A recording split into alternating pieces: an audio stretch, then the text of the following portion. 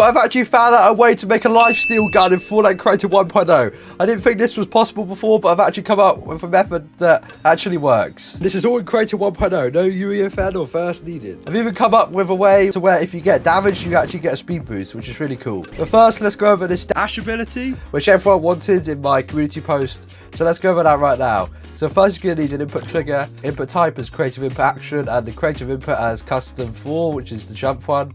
And make sure show and HUD is to off.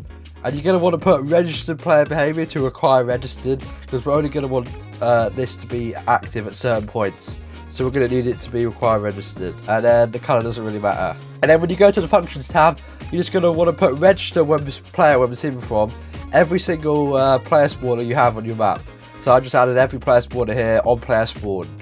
Okay, and then we're going to need the conditional button, just like any of my other custom weapon videos. So in the settings, put can be used by to all, allow interaction to off, consume key items to off, and require holding item to on. And then you can just put activate when receiving from the input trigger we just set up on input pressed.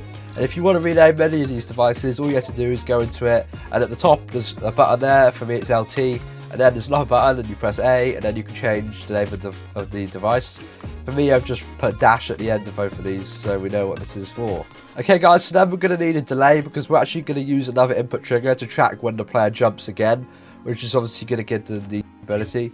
But first we're going to need a delay, because otherwise if you do it instantly, then it bugs out a bit. So let's place down this trigger, and for the settings, put the visual during games to off, trigger by player, vehicles, sequences, and water. You can turn that to off if you want. It doesn't really matter though if this is outside of your map.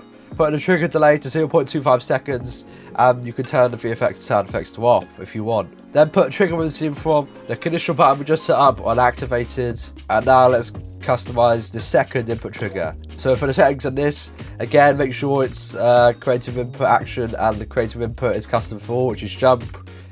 The other settings are the same, so make sure you have require registered as well. So in the settings, make sure you put register player when seen from the trigger delay we just set up on triggered. You might want to rename that to trigger dash delay. And now guys, we're going to make a second trigger that's going to reset the system, because we're obviously not going to want to let the players double jump forever. So we're going to need to disable the second input trigger. So let's do that now. So for the settings, in this, make sure you put the trigger delay to 0.75 seconds, or that's what I put. It's just how long the players are able to double jump for after they've actually jumped for the first time using the first input trigger. So for me, I've done 0.75 seconds. It's all the exact same settings as the other trigger, apart from that. And then make sure it's trigger when receiving from the conditional button we just set up, the same one, which is right here, so this one. On trigger and send event 2, you're going to want to put this to the first input trigger to register the player, which means they'll be able to repeat the system again if this timer times out. And also on trigger and send event 2, the second input trigger, which is the one right here, and you're going to want it to unregister the player, so it means they can't double jump forever. Now guys, let's come on to how you're actually going to get them to.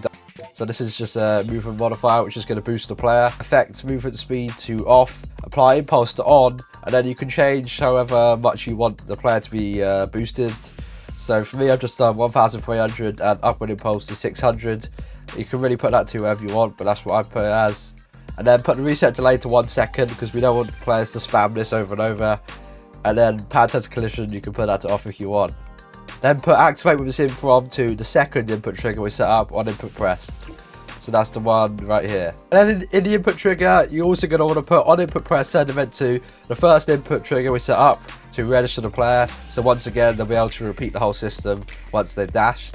Then guys, this is optional, but I've made a VFX creator which shows like a green effect when the player double jumps. It's up to you if you want to do this, but I thought it was pretty cool. Sprite shape to whatever you want. I just put spark. Put the sprite rotation alignment to speed. The main color, you can change this to whatever you want. I just put it as green, because it's like the skulls on the dash. So for me, I didn't want it to be random, so I put the randomness to 0%. I put the loop to never, and then the loop duration to 0.5 seconds. Stick to player to yes, and spawn on player body part. I put this to the base, so it's kind of near their feet. And then when you go to the functions tab, all you have to do is put spawn at player when seen from the movement modifier on activation, and the same for stop effect at player when seen from the movement modifier on activation.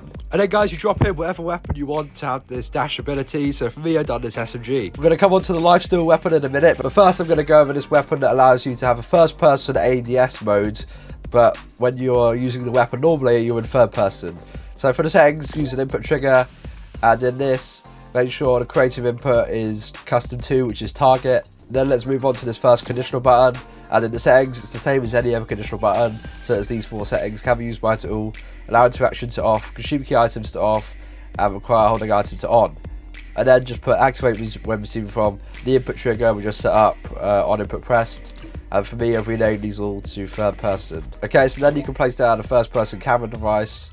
And for the settings in this is just to give you the first person when you're ADSing. So add to players on start to off, that's very important. And then you can change these settings to make it a bit more cleaner experience when the player ADSs. So put transition time to 0 and transition in type to linear, and then just transition out type to 0 and transition out type to linear. And then put add to player when receiving from the conditional button we just set up on activated. And then guys, we're going to need a second conditional button, which is going to check if the player releases their finger off the ADS button, and then it's going to remove the first person. So in this, it's the exact same settings, and make sure activate when receiving from is the first input trigger that we just made, which is that one, and make sure it's on input released for this one, and then on activated set event to the first person camera to remove from player. And then guys, finally, there's just 2 more input triggers, which is going to make sure if the player switches weapon, they don't keep the first person. So in this, make sure you put creative input to custom 9, which is previous item, and then on input press set event to the first person camera to remove from player, and then the same for the next one, but the only setting you change is custom 10, which is next item, and then it's the same first person camera remove from player. Okay guys, now I'm going to come on to the really exciting one, which is a siphon weapon when you actually deal damage to someone. I didn't know this was possible, but I actually found out using the stat counter it's actually possible to make this. So let's get into it. So in the stat counter for the settings, you actually don't have to change much. Just put the track stat to damage dealt, and then broadcast events on stat change to on. Then we're going to come over to this conditional button, and for the settings in this, put can be used by to all, allow interaction to off, consume key items to off, require holding item to on. This is the exact same settings as any other conditional button. And then activate when receiving from the stat counter that we just set up on value changed. Make sure it's on value changed, not these other 2 settings. And then we're going to place down a health power up, which is obviously going to give the players some health. So for the stat to modify, I put shield only. You could put health or both, but for me I've done shield. Effect match for the shoot, this really depends on what weapon you're using, because if you're using like a fast firing SMG, you don't want to give them like 50 health for every bit of damage they do. So for this SMG, I've done 10 health for each bit of damage they do. So each time they land a bullet, it's going to give them 10 health. And then time to respawn, put it to instant, ambient audio to off, who can see this power up to none, and then pick out when we're receiving from the conditional button on activated. And it's really as simple as that. I really didn't know it was that simple, but that actually works. And finally for this one, similarly to the one we just did, so if you take damage, we're actually going to give you a speed boost. And we're using the stat counter again, just like the one previously. So for the settings in this, it's the exact same settings, apart from track stat is damage taken instead of damage dealt. And then broadcast events and stat change to on.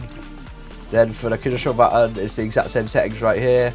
Activate when receiving from the stat counter on value changed. Make sure it's this one, not the other one. Make sure you rename them. So for this one I put speed, and then for this one I put lifesteal. And then just place down the move modifier to change the player's speed. And for this I've actually just left it as default, I think. So the speed I put 1.5, and then effect duration is 3 seconds. So once they get damaged, they'll have 3 seconds of 1.5 movement speed. You can change that to wherever you want, but I just left it as default. And then activate when receiving from the conditional button we just set up on activated. If you guys did enjoy this tutorial, make sure to like, subscribe, and check out my other custom weapon videos which are on screen right now. Thanks for watching this video guys, peace.